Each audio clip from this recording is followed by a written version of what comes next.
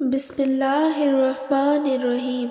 شروع اللہ کے نام سے جو بڑا مہربان نہایت رحم والا ہے۔ السلام علیکم۔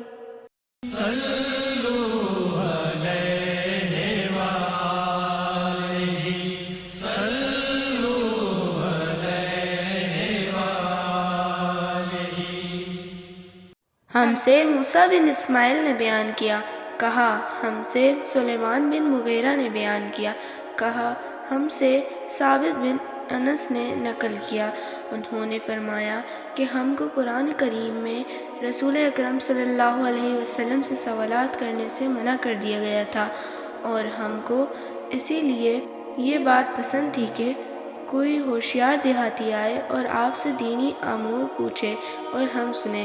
چنانچہ ایک دفعہ ایک دیہاتی آیا اور اس نے کہا کہ اے محمد صلی اللہ علیہ وسلم، ہمارے ہاں آپ کا مبلغ گیا تھا جس نے ہم کو خبر دی کہ اللہ نے آپ کو اپنا رسول بنا کر بھیجا ہے، ایسا آپ کا خیال ہے؟ آپ صلی اللہ علیہ وسلم نے فرمایا، اس نے بالکل سچ کہا ہے۔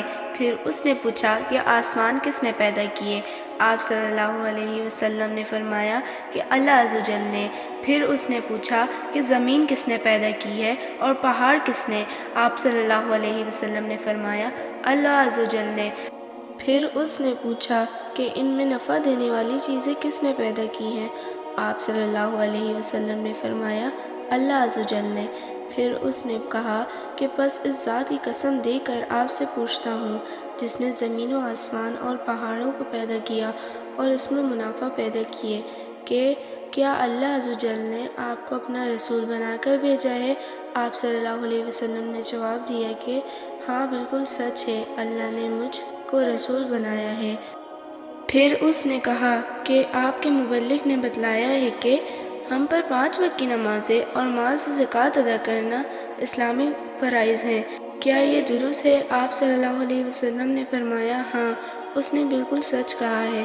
پھر اس نے کہا آپ کو اس ذات کی قسم دے کر پوچھتا ہوں جس نے آپ صلی اللہ علیہ وسلم کو رسول بنایا ہے، کیا اللہ پاک ہی نے آپ کو ان چیزوں کا حکم فرمایا ہے؟ آپ صلی اللہ علیہ وسلم نے فرمایا ہاں بالکل درست ہے۔ پھر وہ بولا آپ کے قاصد کا خیال ہے کہ ہم میں سے جو طاقت رکھتا ہو اس پر بیت اللہ کا حج فرض ہے؟ آپ صلی اللہ علیہ وسلم نے فرمایا ہاں وہ سچا ہے۔ پھر وہ بولا میں آپ صلی اللہ علیہ وسلم کو اس ذات کی قسم دے کر پوچھتا ہوں جس نے آپ صلی اللہ علیہ وسلم کو رسول بنا کر بھیجا ہے، کیا اللہ ہی نے آپ صلی اللہ علیہ وسلم کو یہ حکم فرمایا ہے؟ آپ نے جواب دیا ہاں۔ پھر وہ کہنے لگے کہ قسم ہے اس ذات کی جس نے آپ کو حق کے ساتھ مبعوث فرمایا، میں ان باتوں پر کچھ زیادہ کروں گا نہ کم کروں گا، بلکہ انہی کے مطابق اپنی زندگی گزار دوں گا۔ آپ صلی اللہ علیہ وسلم نے فرمایا اگر اس نے اپنی اس بات کو سچ کر دکھایا تو وہ ضرور جنت میں داخل ہو جائے گا۔ اور حضرت انس رضی اللہ تعالیٰ عنہ نے فرمایا کہ حضرت عثمان رضی اللہ تعالیٰ عنہ نے مصاحف یعنی قرآن لکھوائے اور انہیں چاروں طرف بھیج دیا، اور عبداللہ بن عمر رضی اللہ تعالیٰ عنہ، یحییٰ بن سعید اور امام مالک رحمۃ اللہ کے نزدیک یہ کتاب جائز ہے، اور بعض اہل حجاز نے منابلہ پر رسول اللہ صلی اللہ علیہ وسلم کی اس حدیث سے استدلال کیا ہے جس میں آپ نے امیر لشکر کے لیے خط لکھا تھا، پھر قاصد سے فرمایا تھا کہ جب تک تم فلاں فلاں جگہ نہ پہنچ جاؤ اس خط کو مت پڑھنا۔ پھر جب وہ اس جگہ پہنچ گئے تو اس نے خط کو لوگوں کے سامنے پڑھا اور جو آپ کا حکم تھا وہ انہیں بتلایا۔ حدیث نمبر 64۔ رسول اللہ صلی اللہ علیہ وسلم نے کسی بادشاہ کے نام دعوت اسلام دینے کے لیے ایک خط لکھا یا لکھنے کا ارادہ کیا تو آپ صلی اللہ علیہ وسلم سے کہا گیا کہ وہ بغیر مہر کے خط نہیں پڑھتے، یعنی بے مہر کے خط کو مستند نہیں سمجھتے۔ تب آپ صلی اللہ علیہ وسلم نے چاندی کی انگوٹھی بنوائی جس میں محمد رسول اللہ کندہ تھا، گویا میں آج بھی آپ صلی اللہ علیہ وسلم کے ہاتھ میں اس کی سفیدی دیکھ رہا ہوں۔ شعبہ راوی حدیث کہتے ہیں کہ میں نے قتادہ سے پوچھا کہ یہ کس نے کہا کہ اس پر محمد رسول اللہ کندہ تھا؟ انہوں نے جواب دیا، انس رضی اللہ تعالیٰ عنہ نے۔ حدیث نمبر 65۔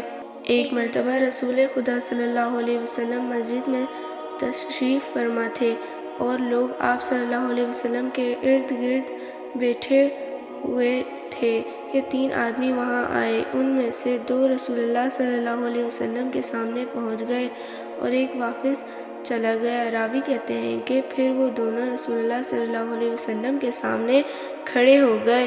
اس کے بعد ان میں سے ایک نے جب مجلس میں ایک جگہ کچھ گنجائش دیکھی تو وہاں بیٹھ گیا، اور دوسرا اہل مجلس کے پیچھے بیٹھ گیا، اور تیسرا جو تھا وہ لوٹ گیا۔ تو جب رسول اللہ صلی اللہ علیہ وسلم اپنی گفتگو سے فارغ ہوئے تو صحابہ رضی اللہ تعالیٰ عنہ سے فرمایا کہ کیا میں تمہیں تینوں آدمی کے بارے میں نہ بتاؤں؟ تو سنو۔ ان میں سے ایک نے اللہ سے پناہ چاہی، اللہ نے اسے پناہ دی، اور دوسرے کو شرم آئی تو اللہ بھی اس سے شرمایا کہ اسے بھی بخش دیا، اور تیسرے شخص نے منہ موڑا تو اللہ نے بھی اس سے منہ موڑ لیا۔ حدیث نمبر 66۔